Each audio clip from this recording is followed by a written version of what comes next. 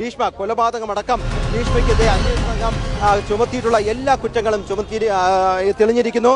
അതിക്രൂര രണ്ടാം പ്രതി അമ്മ സിന്ധുവിനെ വെറുതെ വിട്ടിരിക്കുന്നു. രണ്ടാം പ്രതി അമ്മ സിന്ധു ആയിരുന്നു. സിന്ധുവിനെതിരെ ചുമത്തിയിരുന്ന കുറ്റമെന്ന് പറയുന്നത് തെളിവ് നശിപ്പിക്കലും അതുപോലെ തന്നെ കുറ്റം മറച്ചുവെക്കലുമായിരുന്നു. ആ അമ്മ സിന്ധുവിനെ വെറുതെ വിട്ടിരിക്കുന്നു. ഇനി അമ്മാവൻ നിർമ്മൽ കുമാർ നായറിനെതിരായിട്ടുള്ള കുറ്റം ആ പ്രതിയെ മൂന്നാം പ്രതിയായിട്ട് നിർമ്മലിനെ കോടതി എന്ത് പറയുന്നു എന്നാണ്. ഇനി ഗ്രീഷ്മയുടെ കുറ്റകൃത്യത്തിൽ വരാം. ഗ്രീഷ്മയ്ക്കെതിരെ കൊലപാതകം, ഗൂഢാലോചന, തെളിവ് നശിപ്പിക്കൽ, വ്യാജരേഖ ചമയ്ക്കൽ, അങ്ങനെ നിരവധിയായിട്ടുള്ള കുറ്റങ്ങളാണ് അന്വേഷണ സംഘം ചുമത്തിയിരുന്നത്. മനസ്സിലാക്കുന്നത് ആ കുറ്റങ്ങളെല്ലാം തന്നെ തെളിയിക്കാനായി പ്രോസിക്യൂഷന് കഴിഞ്ഞിട്ടുണ്ടെന്നാണ്. ഗ്രീഷ്മ കൊലപാതക കേസിൽ പ്രധാന കൊലപാതക കുറ്റമാണ്. കൊലപാതക കേസിൽ ഗ്രീഷ്മ കുറ്റക്കാരിയാണെന്ന് നെയ്യാറ്റിങ്കര അഡീഷണൽ സെഷൻസ് കോടതി. ഇത്രയും സുപ്രധാനപ്പെട്ട ഒരു കേസ് നമ്മുടെ ഈ കൊച്ചു കേരളത്തിൽ നടന്നിട്ട് ഇപ്പോഴെങ്കിലും അതിന്റെ ഒരു വിധി വന്നതിൽ വളരെ സന്തോഷമുണ്ട്. എന്തായാലും ഗ്രീഷ്മ കുറ്റക്കാരിയാണെന്ന് തെളിഞ്ഞിട്ടുണ്ട്.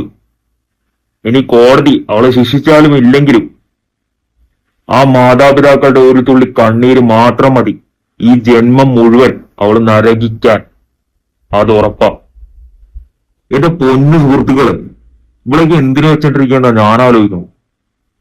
ഒരു പാവം പയ്യനെ ഇത്ര മൃഗീയമായി കൊന്നിട്ട് ഇവൾക്ക് ശിക്ഷ കൊടുക്കുന്നു എന്ന് പറഞ്ഞ് നടക്കുന്ന ആൾക്കാർ, അതായത് ഇത്രയും നാളുകൾക്ക് ശേഷമാണ് ഈ വിധി വരുന്നത്.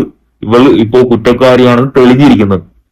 കൂടെ നിന്ന് കുറ്റം ചെയ്ത അമ്മയാണെങ്കിലോ ഈ കൂട്ടുപ്രതികളിൽ ഇല്ല, അല്ലെങ്കിൽ അത് കുറ്റക്കാരി അല്ലെന്ന രീതിയിലാണ് വന്നിരിക്കുന്നത്. പക്ഷെ എന്റെ അഭിപ്രായം വെച്ച് പറയുകയാണെങ്കിൽ ഒരു പയ്യനെ ഇത്ര മൃഗീയമായി കൊന്ന ഇവളെയൊന്നും വെച്ചുകൊണ്ടിരിക്കരുത്. മാക്സിമം പറ്റാവുന്ന അത്രയും ശിക്ഷ അവർക്ക് അങ്ങോട്ട് കൊടുത്തേക്കണം. കൊന്നു കളഞ്ഞേക്കണം. അതിലൊന്നും നോക്കാനില്ല. ഇത്ര മൃഗീയമായി ഒരു പയ്യനെ കൊന്നിട്ടുണ്ടെങ്കിൽ കൊന്നു കളഞ്ഞേക്കണം. അങ്ങനെ ആണ് ചെയ്താലും പെണ്ണ് ചെയ്താലും ആര് ചെയ്താലും അങ്ങനെ തന്നെ ചെയ്യാവൂ.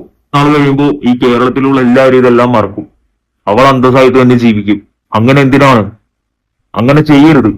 ഇവക്ക് കൊടുക്കാവുന്ന മാക്സിമം ശിക്ഷ എന്താണോ അത് കൊടുത്തിരിക്കണം. അല്ലെങ്കിൽ അങ്ങോട്ട് തീർത്തു കളഞ്ഞേക്കണം. വെച്ചേക്കരുത്.